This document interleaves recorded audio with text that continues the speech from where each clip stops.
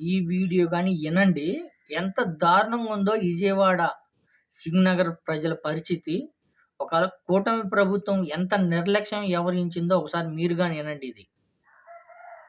ప్రకాష్ నగర్, సుందరి Nagar, lbs Nagar, పైపుల్ road ఇలా చాలా మంది అక్కడ 50 వరకు శవాలు ఉన్నాయండి. ఆ శవాలు ఉండడం కాదండి, 50 వరకు శవాలు. జనాలకి నీళ్ళు వచ్చినా బతికేలా ఉన్నాము. కానీ ఏంటంటే ఆ శవాల వాసన పడవ అడిగితే పడవ 10,000 40,000 ఎక్కడి నుంచి తెస్తారండి?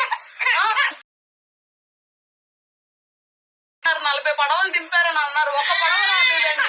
వాటర్ రాలా, ఫుడ్ రాలా, ఏమి రాలా. మేము ఎట్టకేళ్ళకి అక్కడి నుంచి బయటికి ఎంత కష్టంగా ఉంటుందండి. అసలు పిల్లలు చాలా ఇబ్బంది పడుతున్నామండి.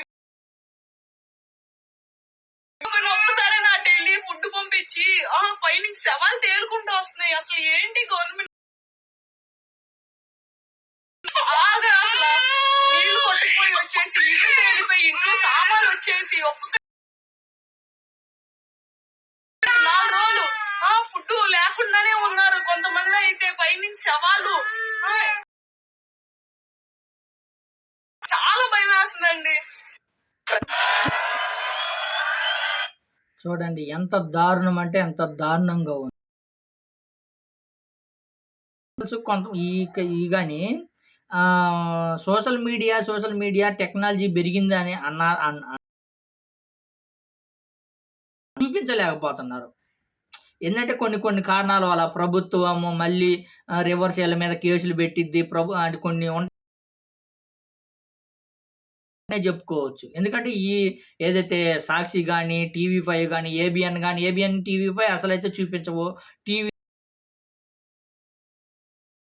ప్రభుత్వానికి వ్యతిరేకంగా పనిచేస్తే వాళ్ళకి ఇబ్బందులు సృష్టిస్తారు. అందుకని ఏదో పై స్థాయి వరకు ఏదో కొంతమందికి పైనగా చూపిస్తున్నారు.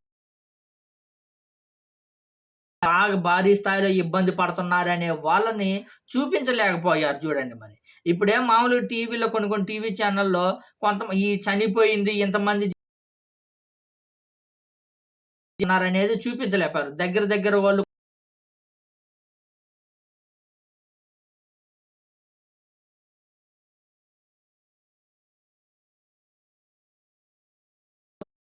విజయవాడ, సింగనగర్ ప్రజలు ఆవేదన, వాళ్ళ బాధ చూస్తుంటే చాలా అంటే చాలా బాధ అనిపిస్తుంది. అబ్బబ్బా! ఎందుకు మనం ఎళ్లి సాయం చేయలేకపోయామా? మనం ఎళ్లి సాయం చేస్తే ఎంత బాగుండు అని అనిపిస్తుంది. మాకు చాలా దూరం వెళ్ళడానికి కుదరదు. ఖచ్చితంగా అయితే రేపైతే నేను విజయవాడ ఎళ్లి అక్కడ పాపం కొంతమందికైనా హెల్ప్ చేద్దామని అనుకుంటున్నాను నేనైతే. వాళ్ళ బాధలు చూస్తుంటే నేనైతే ఉండలేకపోతున్నా. వెళ్దాము ఎళ్లి ఏదో ఒక సాయం చేద్దామని. చాలా అంటే చాలా బాధ అనిపిస్తుంది. కానీ కొన్ని వీడియోలైతే నాకు వచ్చాయి. మా ఫోన్‌కి అక్కడ పంపించారు. కానీ ఇవి చూపెట్టడం లేదు. ఎందుకంటే నా యూట్యూబ్ ఛానల్ కొన్ని చూపిస్తుంటే కాపీ రైట్స్ ఏస్తున్నారు. అందువల్ల చూపెట్టదలుచుకోలేదు. వాళ్ళ మాటలు అయితే ఇనండి. దారుణంగా ఉన్నారురా బాబు! ఇలాంటి వాటిల్లో గాని మనుషులుగా నిరూపించుకోలేకపోయారు. మానవత్వమే లేకుండా పోయింది అన్నట్టు అనిపించింది నాకైతే. చాలా దారుణం అయితే పాపం ఒకసారి ఇనండి వాళ్ళ బాధ. నేను వీడియో చెప్పేవాడిని. నాకు ఒక యూట్యూబ్ ఛానల్‌లో కాపీ రైట్స్ ఏసి కొన్ని రోజులు ఛానల్ గాని ఆపేపిచ్చారు. అందుకని నేను చూపించదలుచుకోవటం లేదు. అయితే వినిపిస్తా ఇనండి. అసలు మమ్మల్ని ఎవరూ పట్టించుకోలే. చిన్న పిల్లలు ఉన్నారు. అధికారులు ఏం చేస్తున్నారు? ఒక్కళ్ళు అధికారులు వచ్చి మాకు భోజనం పెట్టినోళ్ళు లేరు అసలు చిన్న పిల్లలతో. సో ఇది పరిస్థితి. కంట నీరు పెట్టుకుంటున్నారు వాళ్ళు ఈ దారుణ పరిస్థితులు. పక్క చూస్తే గనక బిల్డింగ్స్ పైన వీళ్ళెవరు కూడా బయటికి రాలేని పరిస్థితి. పిల్లలు దాదాపు చిన్న పిల్లలు లేదంటే ఎవరు కూడా బయటకు వచ్చేటటువంటి పరిస్థితి లేదు. అన్ని చోట్ల ఇదే పరిస్థితి కనిపిస్తా ఉంది.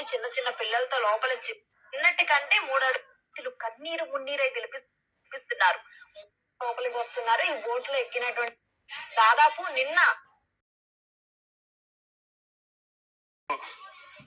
దాదాపు ఇక్కడ నుంచి బోట్ దాదాపు ఇక్కడితో బయట అవడానికి వాళ్ళు దాదాపు మంచు బేబీని రెస్క్యూ చేయడం మొత్తం కూడా అక్కడ గొడవ పడ్డటువంటి పరిస్థితి కనిపించింది మనకి. ఈ మంచు బేబీని రెస్క్యూ చేయడం కోసం దాదాపు గత 2 రోజులుగా విశ్వ ప్రయత్నాలు చేశారు. వీళ్ళంతా కూడా మాట్లాడదాం. చెప్పండి, అసలు బోట్ మీరే తెచ్చుకున్నారు అక్కడ నుంచి? అయితే మెయిన్ ఏంటంటే ముందు ఎవరో పట్టించుకోవట్లా. అది అక్కడికి వెళ్ళి సింగనార్ డాబా హోటల్ దగ్గరికి వెళ్ళి ఇక్కడ నుంచి 2-3 కిలోమీటర్లు నీళ్ళలో వెళ్ళి ఈ బోట్ మాట్లాడుకుని వాళ్ళు కూడా పాపం దారులు తెలియక ఏం తెలియక వాళ్ళు కూడా అక్కడ ఉండిపోయారు. వెళ్ళి అక్కడికి వెళ్ళి తీసుకోవచ్చు.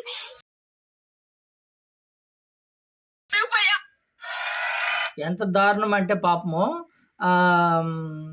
చిన్న పాప అంటే ఒక 10-15 రోజులు పుట్టిన పాపం వాళ్ళ ఇబ్బందులు చెప్పుకుంటుంటే చాలా అంటే చాలా బాధ అనిపించింది. ఆ పాపకి కనీసం పాలు పడడానికి పాలు లేవు. ఏదైతే శనివారం నుంచి అంటే కేవలము మాకు ముందు సమాచారం ఇచ్చుంటే దీంట్లో నుంచి మేము తప్పించుకునే వాళ్ళం. మాకు ముందు సమాచారం ఇవ్వలేకపోయారు. ముందు సమాచారం ఇచ్చుంటే మేము పైకన్నా వెళ్ళేవాళ్ళం. కొంచెం ఏదైనా మాకు అవసరమైన వస్తువులన్నా మేము తీసుకుపోయే వాళ్ళము. అలాంటి పరిస్థితులు లేకపోయింది. మాకు సమాచారం ఇవ్వకపోవడమే ఇంత దారుణానికి ఇదైంది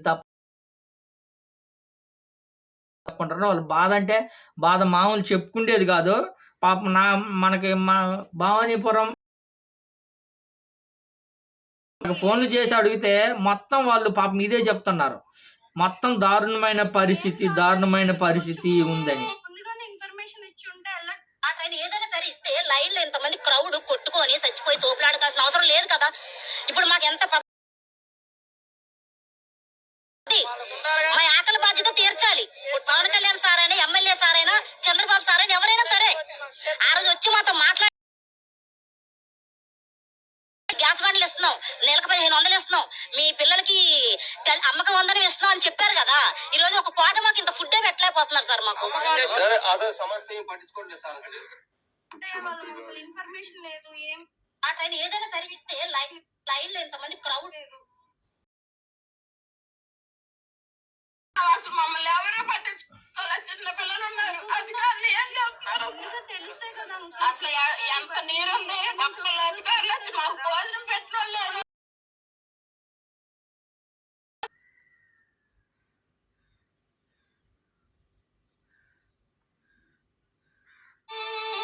ఆ ట్రైన్ ఏదైనా అనే ఛానల్ నుంచి ఆ వంతు ప్రయత్నం మేము చేస్తున్నాము. కాకపోతే గవర్నమెంట్ కు ఒక్కటే తెలపాలనుకుంటున్నాం. ఈ వీడియో ఎందుకు హెల్ప్ చేయాలి. ఆ బోట్ల వాళ్ళు ఏం చేస్తున్నారంటే 10,000-15,000 డిమాండ్ చేస్తున్నారు. అలా చేయడం ఎందుకు? సరే డిమాండ్ చేస్తే చేశారు, ఆ డబ్బులు మేము ఇస్తా అంటున్నాం. అయినా సరే బోట్ల వాళ్ళు రానంటున్నారు. ఒక పర్సన్, ఏ రాజకీయ నాయకుడు కాదు, అధికారం ఏమొద్దు, ప్రతి ఒక్క రాజకీయ నాయకుడికి షేర్ చేయండి. మనకేంటంటే మనుషులు కాపాడుకోవడం కావాలి. ఎక్కువగా ఓంబాయి colony, Prakash Nagar and YSR colony situation సుమారు ఒక 15 అడుగుల లోతులో ఉంది. ఫస్ట్ ఫ్లోర్ కూలిపోయిందంటే అర్థం చేసుకోండి. సపోర్ట్ చేయండి, వీడియో షేర్ చేయండి. ఎంత దారుణమో చూడండి. ఇలాంటప్పుడు కానీ మనిషి ఎంత దిగజారిపోయాడో చూడండి. వాళ్ళు బాధల్లో పాపం చంటి పిల్లలు, ముసలోళ్ళు, హార్ట్ పేషెంట్లు, ఎంత బోట్లకు సంబంధించిన వాళ్ళు డబ్బుల కోసం ఇలాంటి మనుషులు దారుణంగా ఉందని చెప్పుకోవచ్చు. ఇంకోటి ఇది కూటమి ప్రభుత్వం ఉంది కదా, దీంట్లో విఫలమైందని చెప్పుకోవచ్చు. ఏంటంటే నారా చంద్రబాబు నాయుడు గారు వచ్చారు, మోకాళ్ళ లోతు దిగారు, పాపం ఏదైతే ఫుడ్ సరఫరా సప్లై చేశారు. కానీ బాధ్యతలందరికీ అందే విధంగా అందించలేదని పూర్తి స్థాయిలో విమర్శలు అయితే ఉన్నాయి. పైపెచ్చి ఇంకోటి ఏంటంటే మాకు ముందస్తు సమాచారం ఎందుకు ఇవ్వలేకపోయారు, మాకు ముందస్తు సమాచారం ఇచ్చుంటే మేము దీన్ని ఇంత దారుణంగా స్థితికి వచ్చే మీకు ఇలా వర్షాలు పడుతున్నాయని తెలుసు, అన్ని తెలుసు కదా మీకు, అయినా కానీ ఎందుకు ఇవ్వలేకపోయారు, మా ఇబ్బందులకు కారణం మీరే అని తీవ్ర స్థాయిలో కూటమి ప్రభుత్వం మీద విమర్శలే ఉన్నాయని చెప్పుకోవచ్చు. వాస్తవానికి ఇది 100% నిజం. ఎందుకంటే ప్రభుత్వం ముందస్తు చర్యల భాగంగా కొంచెం హెచ్చరికలు దారి చేయడం కానీ ఏదో విధంగా మైకుల్లో అనౌన్స్ చేయడం గానీ, ఏదైనా సంథింగ్ చేసుంటే పాపం ఏ ఇబ్బంది కొంచెం మోకాళ్ళ లోతు నీళ్ళు వస్తున్నాయిలే, ఏం గాదులే నీళ్ళు వస్తాయిలే. ఎవరైనా ఏమనుకుంటారు మునిగిపోయేదాకా వస్తాయని ఎవరు ఊహించరు కదా! అంతవరకు వచ్చినియి గదా అని అనుకున్నారు. తీరా చూస్తే నైటు 12 గంటలకు స్టార్ట్ అయింది. ఫస్ట్ ఫ్లోర్ మొత్తం మునిగిపోయింది. ఏం పిల్లల్ని కాపాడుకుంటారా? లేకపోతే పిల్లలందరిని పైకి తీసుకుపోతారా? లేకపోతే ఇంట్లో సామాను తీసుకుపోతారా? ఏవి తీసుకుపోతారు?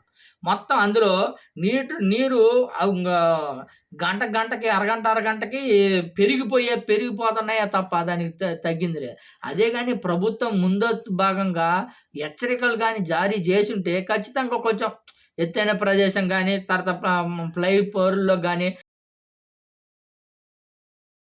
కదా! ఇంత ఇబ్బంది పడడము, ఏదైతే ప్రభుత్వం వచ్చి హెలికాప్టర్‌లో వచ్చి అన్నాలందించడము, ఇంత స్థాయి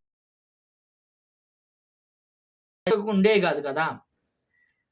ఎంత దారుణమో చూడు. ఒక్క నిర్లక్ష్యం కూటమి ప్రభుత్వం నిర్లక్ష్యం కారణంగానే ఇంత విధ్వంసం జరిగిందనే చెప్పుకోవచ్చు. పూర్తి స్థాయిలో విమర్శలు గాని ఉన్నాయి. ఈ విమర్శలు గాని ఏదైతే ఇప్పుడు బాధ్యతలు విమర్శిస్తున్నారు. ఏ స్థాయిలో అంటే సమాచారం ఇవ్వలేదు. మాకెందుకు ఈ హెచ్చరికలు చేయలేదు. మమ్మల్ని ఎందుకు ఈ స్థాయికి తీసుకొచ్చారు అనని పూర్తి స్థాయిలో విమర్శలు చేస్తున్నారు. ఏదైతే సింగనగర్ కాలనీ ప్రజలైతే. నిజంగా చాలా